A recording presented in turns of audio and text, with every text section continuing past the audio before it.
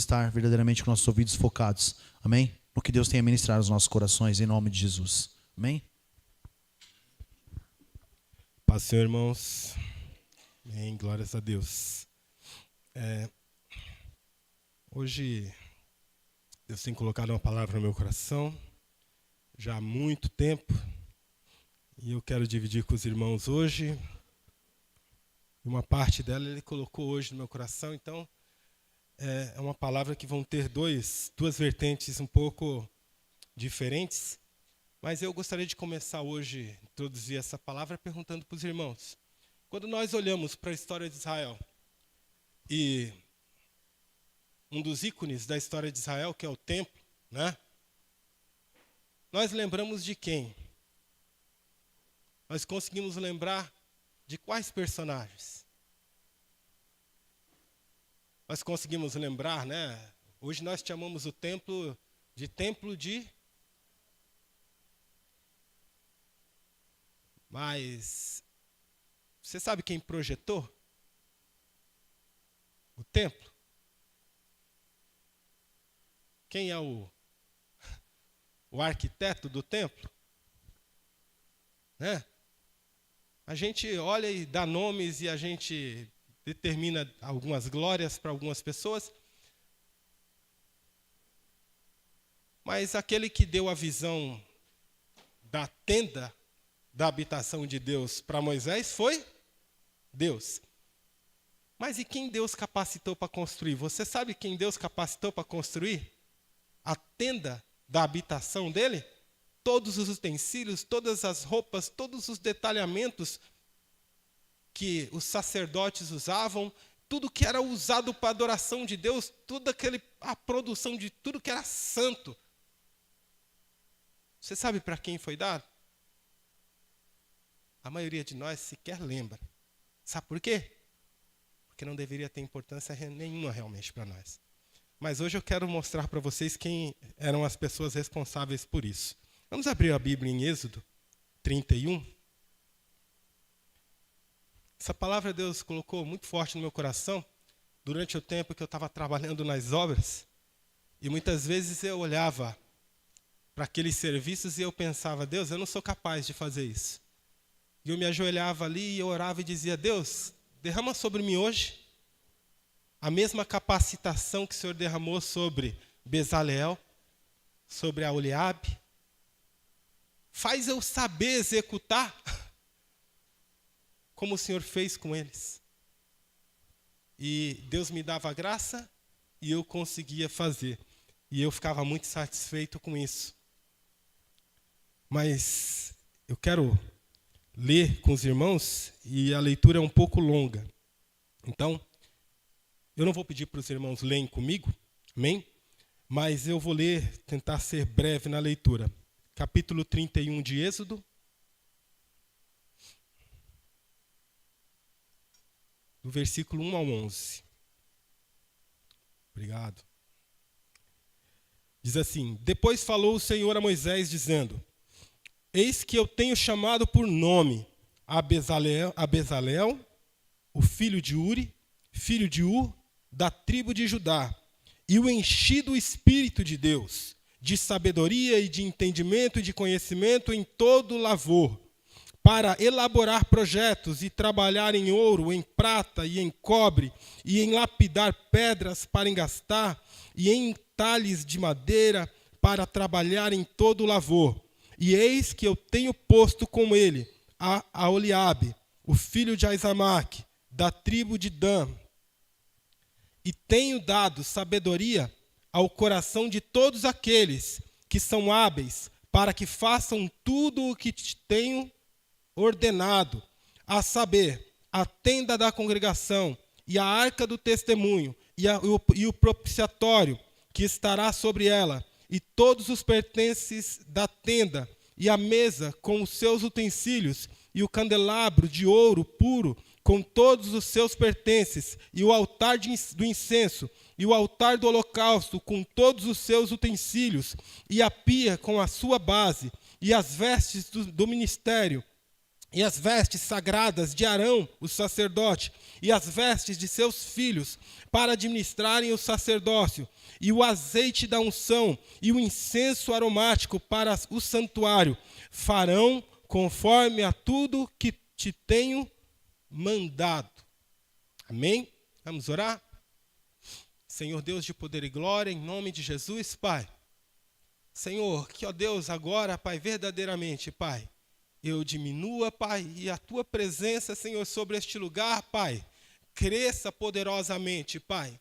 E, ó Deus, que esses corações aqui presentes, Pai, estejam dispostos a ouvir a Tua palavra, Pai. Mas, principalmente, Pai, dispostos, Senhor, a viverem a mudança que ela propõe, Senhor, para cada um deles, ó Deus, a começar em mim, Pai. Eu te peço, Senhor, faz a Tua grande obra em nome de Jesus. Amém, Pai. Aleluia. Meus amados, são nomes que a gente ignora dentro da palavra de Deus. Mas quando você começa a olhar essa história e começa a perceber que Deus derramou sobre eles do seu Espírito. Quando Deus separa para Moisés alguns ajudadores, que são alguns anciãos das tribos, para ajudá-lo a julgar o povo, Deus pega do Espírito que está em Moisés e divide com aqueles homens. E eu disse que eu queria trabalhar essa pregação hoje em duas vertentes completamente diferentes. A primeira é sobre a vertente da liderança. Meus amados, o tema que eu daria para essa pregação hoje, vocês podem pensar em vários. Eu digo que é uma separação gloriosa. E vocês vão entender só no final melhor, porque a primeira parte eu quero falar muito sobre algo que Deus tem colocado no meu coração de forma muito forte, que é liderança. Eu até me questionei, falei, quem sou eu, Deus, para falar sobre liderança? Mas ao longo desses últimos meses, algumas pessoas vieram me lembrando de coisas e me trazendo à memória situações de vivências da minha vida como líder. Porque apesar de eu não ser o pastor da igreja, eu sempre exerci papel de líder nos meus trabalhos, em muitos lugares por onde passo. Deus me deu essa dádiva e eu não posso negá-la. Eu posso até questioná-la muitas vezes, mas foi Ele quem deu. E, inclusive como líder espiritual da minha própria família. Então, eu quero falar um pouco sobre a questão de liderança. E por que falar sobre liderança com base em Bezalel e Aholiabe? O que eles podem mostrar para a gente? Eu acho que eles podem mostrar para a gente a parte melhor. A parte melhor de quem sabe ser um líder.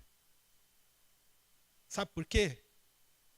Vocês vão ficar espantados com isso, porque às vezes a gente quer ensinar porque nós somos líderes, mas não. Eles sabem ensinar a gente o melhor, sabe por quê? Porque eles sabem ser liderados. Isso me chamou a atenção nesses dois homens. Você imagina, o Espírito de Deus encheu aqueles homens com uma sabedoria tão grande. Sabe o Michelangelo? Qual é o nome? Eu não conheço muitos, mas quantos artistas nós temos na nossa história, famosos por suas esculturas, por suas pinturas, por suas arquiteturas. Eu não lembro o nome agora do arquiteto que desenhou Brasília, mas no Brasil ele é conhecido, muito conhecido. Ou não é verdade? Porque nós olhamos para aquilo e ficamos impressionados com o que foi feito. Mas o sentimento e o reconhecimento que foi recebido por eles, colocam eles numa posição acima do restante da humanidade.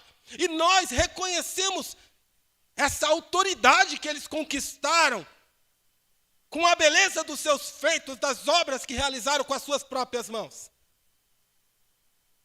Mas eu pergunto para você, se existisse um homem sobre essa terra, como Bezalel, com todas essas habilidades, pastor Adão, o senhor é um carpinteiro, o senhor não é feliz por ser um bom carpinteiro? Imagina o senhor ser um ótimo carpinteiro, um ótimo ferreiro, um ótimo ourives, um ótimo, em tudo que Deus te dá a mão você fazer de maneira perfeita, linda, maravilhosa. As obras mais impressionantes feitas por mãos humanas, talvez tenham sido feitas por esses dois homens e suas equipes. E sabe quando que a gente ouve falar deles na história da Bíblia? Aqui, em alguns versículos pingados. Sabe por quê? Porque apesar deles eles receberem capacitação, poder, autoridade pelo Espírito de Deus, para liderar as equipes que construíram todas essas coisas, eles sabiam que eles estavam sob a direção do líder que Deus colocou sobre eles. Quem Deus colocou sobre eles? Aqui no versículo 11, se você ler, vai dizer assim, ó: tudo que te tenho mandado. Ou seja, ele não falou tudo que mandei para eles. Está falando com Moisés. Deus está dizendo, ó, eu enchi eles com o meu espírito. Eu derramei sobre eles capacitação. Eu dei capacidade para eles fazerem todas essas maravilhosas e belas obras. Só que eles vão fazer tudo como eu tenho te. Meus amados, prestem atenção numa coisa que eu vou te dizer. Muitos homens daquela época se levantaram contra Moisés. Até mesmo Arão e Miriam se levantaram contra Moisés, questionando a sua autoridade. Mas esses homens receberam dons de Deus, capacidades que, diante de nós hoje, nós praticamente ficaríamos embasbacados com a capacidade que eles tinham. E sabe o que eles fizeram? Em simplicidade e humildade, se postaram diante de Moisés para ouvirem o que Deus mandou a Moisés. E tudo o que eles executaram, eles tinham a capacidade de fazer, mas eles não sabiam o que fazer. Quem recebeu a visão de Deus foi Moisés. E o que você quer me ensinar na questão da liderança hoje, Josias? É muito simples, meu amado. Sabe quando você vai estar sob a liderança de Deus? Sabe quando Deus vai te usar para liderar alguma coisa sobre essa terra de verdade? Quando você aceitar a liderança que Ele colocou sobre você. Seja humilde, seja pequeno, seja simples e se submeta a quem Deus colocou sobre você. Não é o pastor, não é o líder só que o pastor colocou sobre você. Ah, mas eu posso passar por cima do meu líder e ir direto para o pastor. Não pode. Se você faz isso, você não está sob a liderança do verdadeiro líder da igreja, que é Jesus Cristo. Porque o pastor é a maior autoridade abaixo de Cristo. E se o pastor dirigiu alguém para ser líder seu e você não aceita, você não está sob a liderança de Cristo, porque você já recusou a liderança do pastor.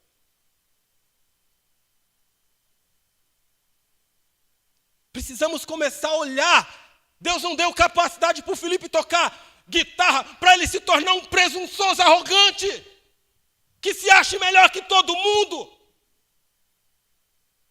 E se deu o direito de se recusar a servir aquele que o capacitou, porque não foram suas habilidades, Felipe. Não foram as suas habilidades, Vitor, que te deram o que você acha que você conquistou na bateria.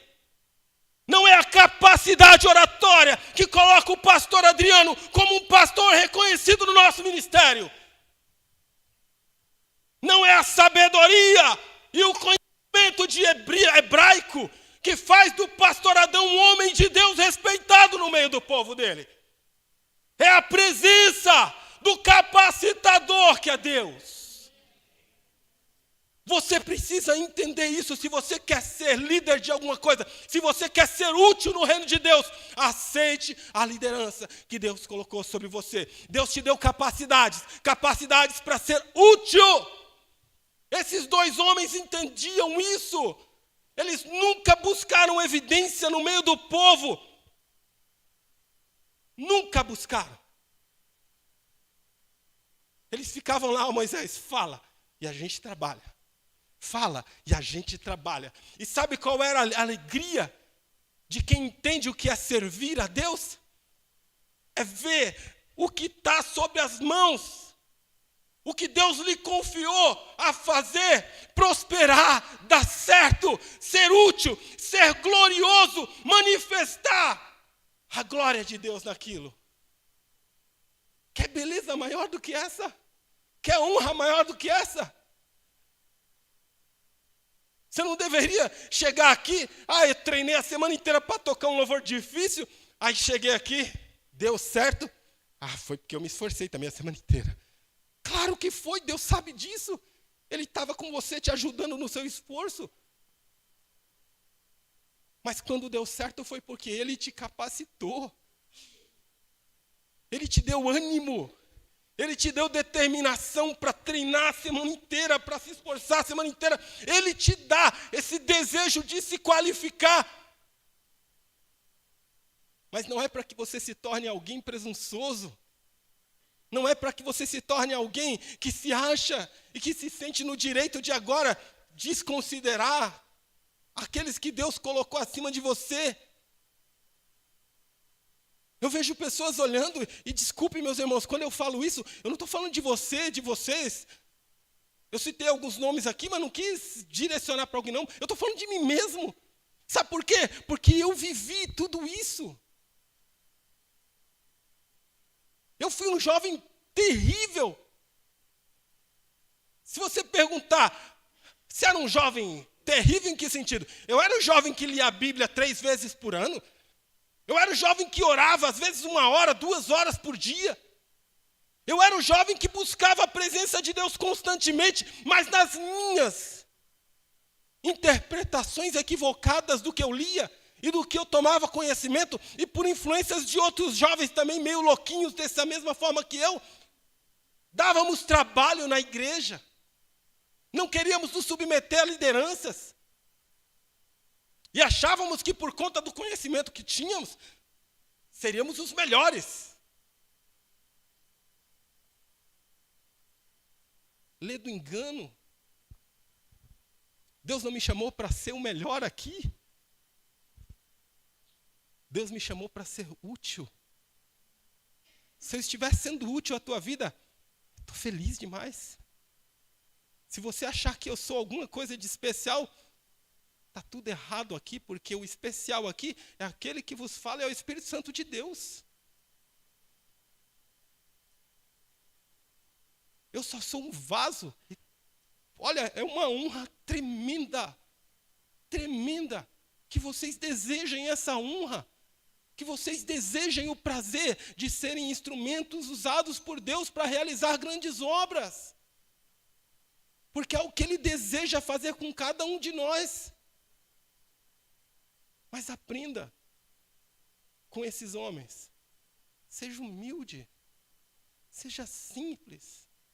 Se disponha a desenvolver os outros. Sabe? Deus deu capacidade para eles e disse assim, olha, pega os outros aí que também têm habilidades e ajuda eles. Orienta eles. Desenvolve eles. E foi o que esses homens fizeram. De 2 homens, Deus criou um grupo grande que trabalhava com ouro, com prata, com bronze. E olha, meus irmãos, era tanto trabalho. Se você pegar os utensílios, são tantos utensílios, são tantas coisas feitas.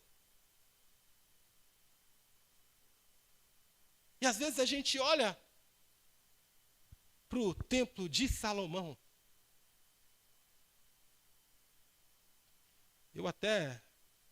Eu não gosto desse termo, templo de Salomão. Eu fico com esse tenda da habitação de Deus. Sabe por quê? Porque templo de Salomão não existiria sem essa orientação que Deus, sem essa visão que Deus deu para Moisés. O templo de Salomão não existiria sem todos esses utensílios e sem todo o molde criado por Bezalel e Aholiabe. Mas sabe qual é a honra que eles recebem por isso? A de terem sido utilizados para isso. Essa é a maior honra que eles precisavam receber.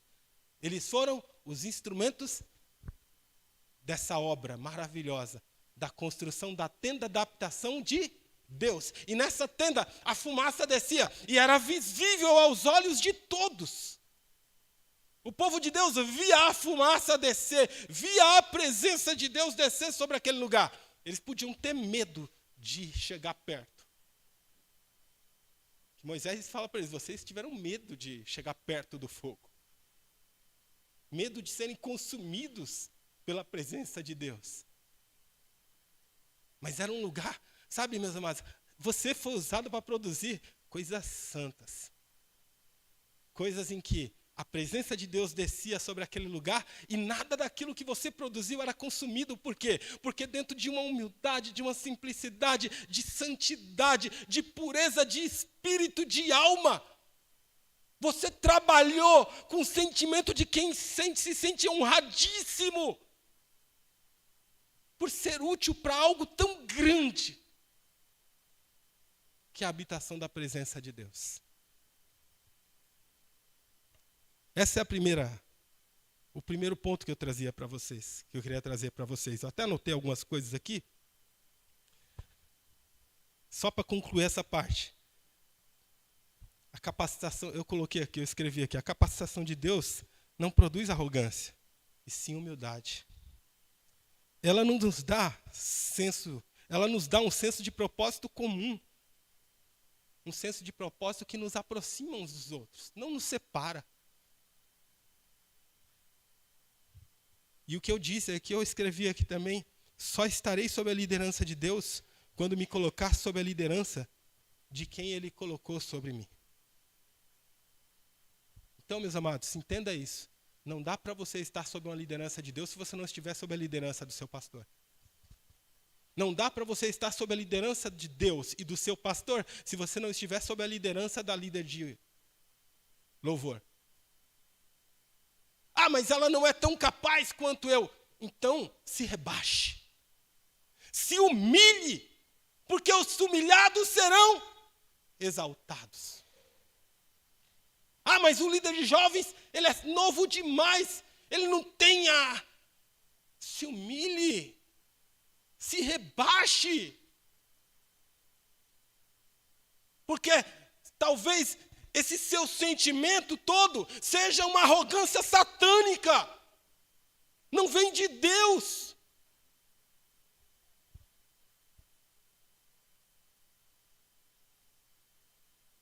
Lembre-se, os humilhados serão exaltados. E é muito bom quando você se humilha e coopera com a sua humilhação para a evolução dos demais.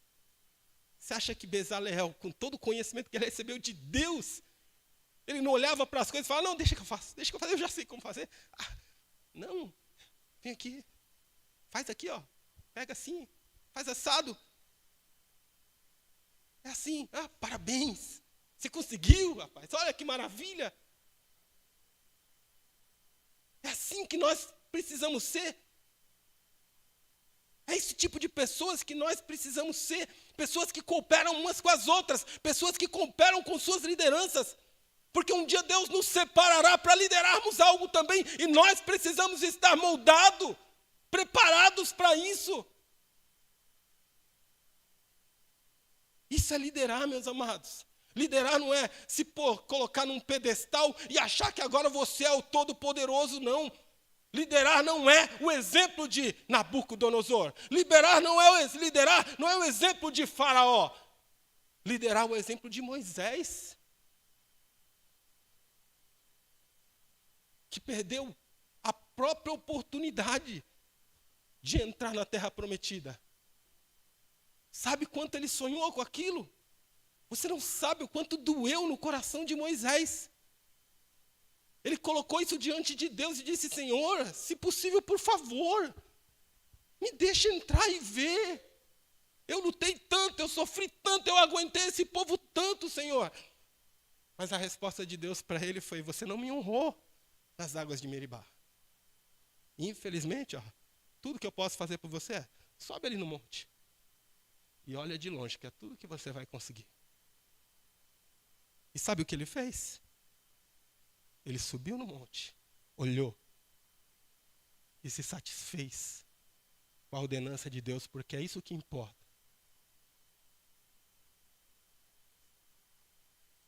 Vamos para a segunda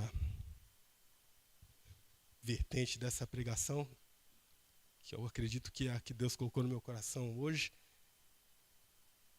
e é a mais importante. Deus nos chamou, assim como chamou a Bezaleel e a Oliabe.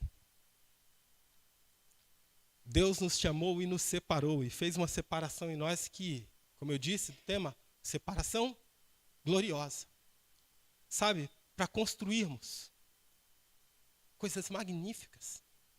O templo de Deus, foi dito aqui várias vezes hoje, o templo de Deus, quem é? Somos nós. E o templo de Deus precisa ser construído em nós. Nós não somos o templo de Deus de qualquer jeito.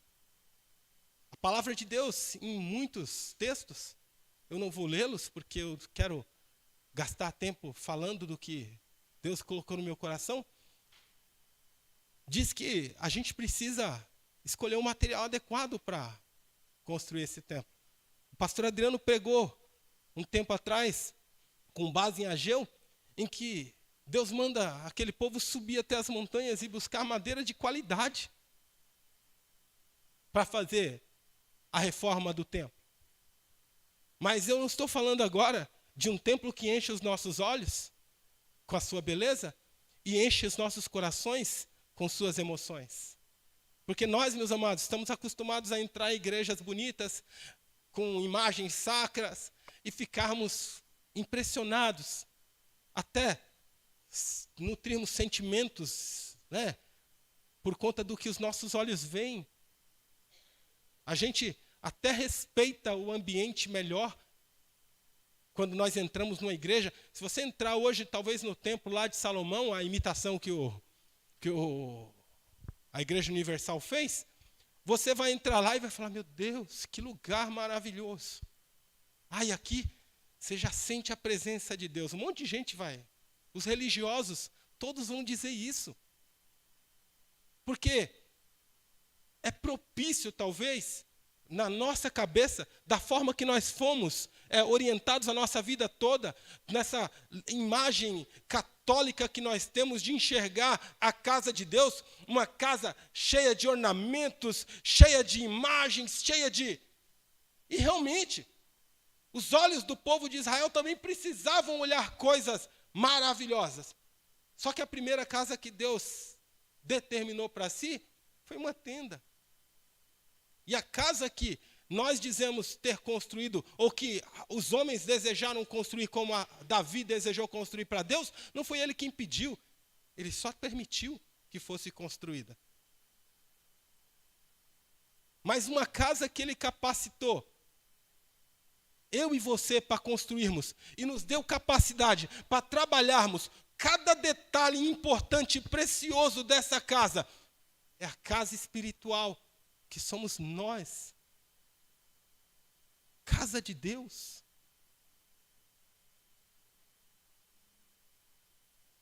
São muitos detalhes a serem trabalhados. E me desculpe, deixa eu dar uma notícia para você, que você talvez não goste muito. A graça não vai fazer isso por você.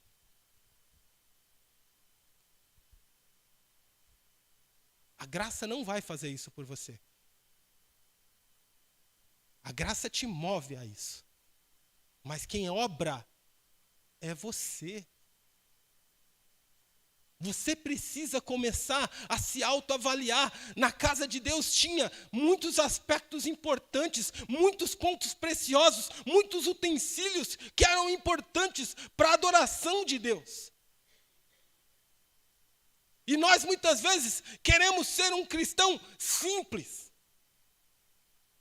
resumido. Você vai nas igrejas mais pentecostais, um diz assim, ai, eu sou de oração. Ai, eu sou do louvor. Ai, eu sou da palavra. E aí o que é da palavra não ora. Só na igreja, porque tem que fazer bonito. O que é do louvor não ora e nem lê a palavra. Só canta lá. E depois segue o caminho para o inferno, direto depois, porque nunca vai ser crente na vida.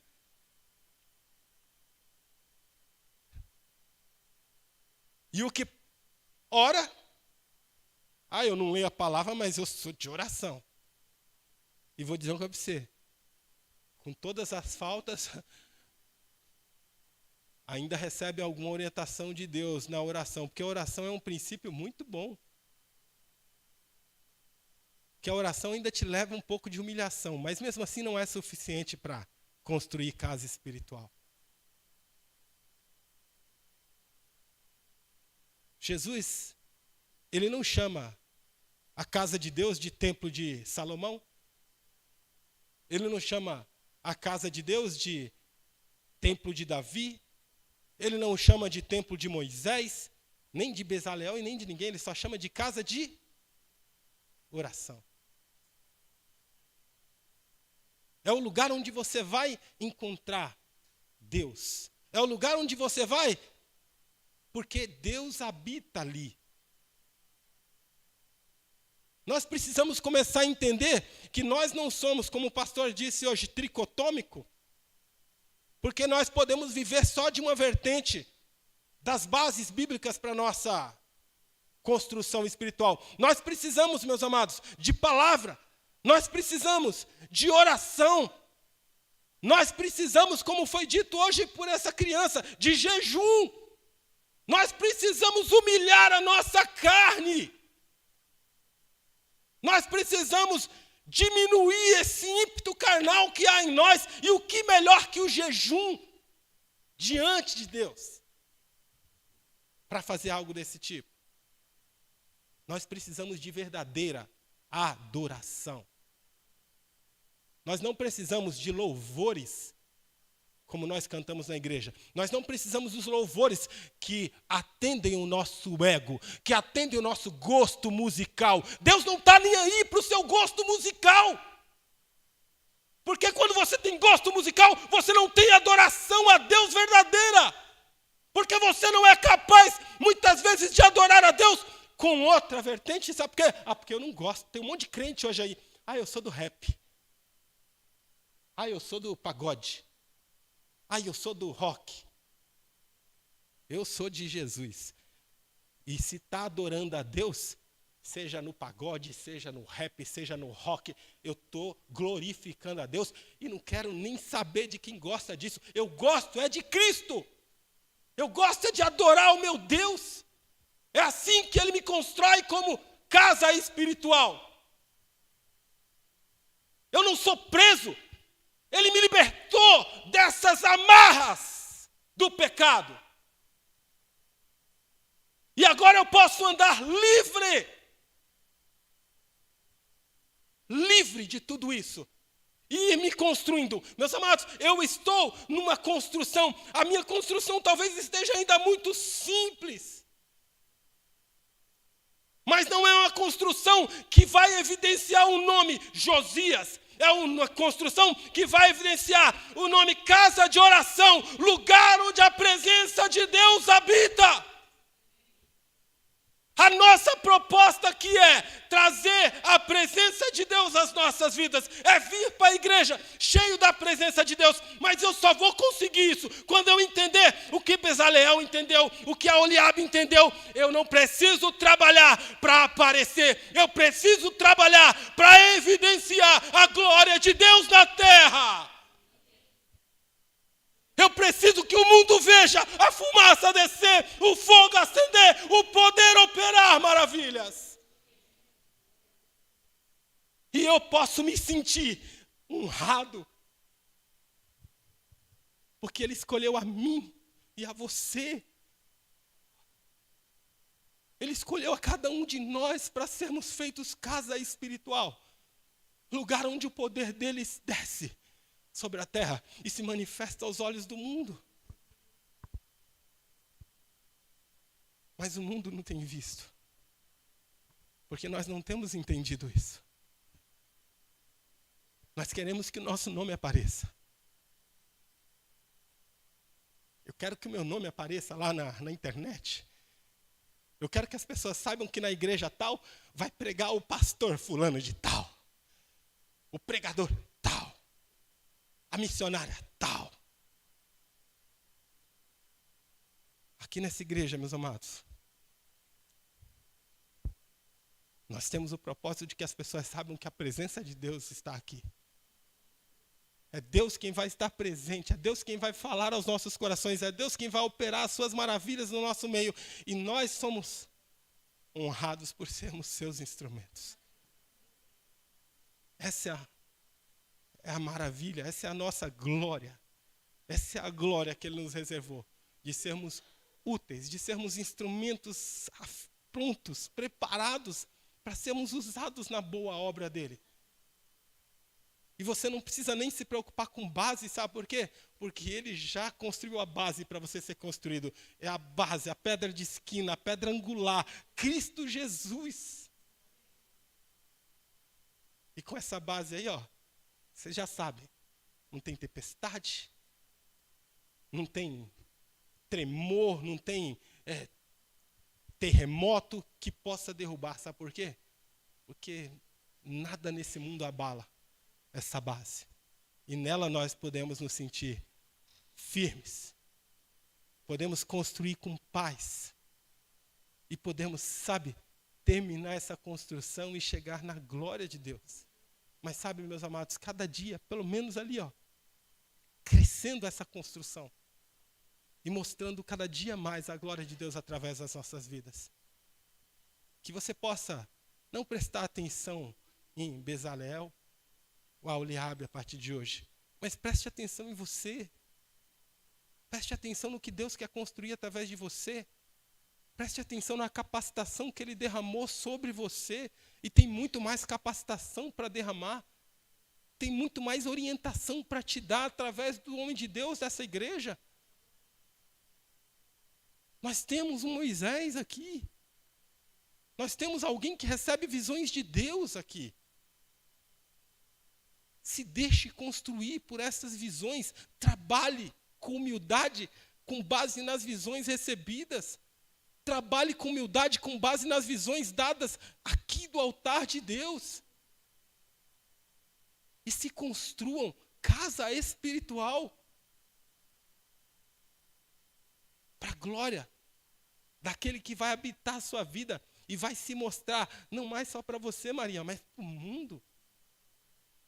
As pessoas vão ver e vão crer em Deus porque Ele habita em você.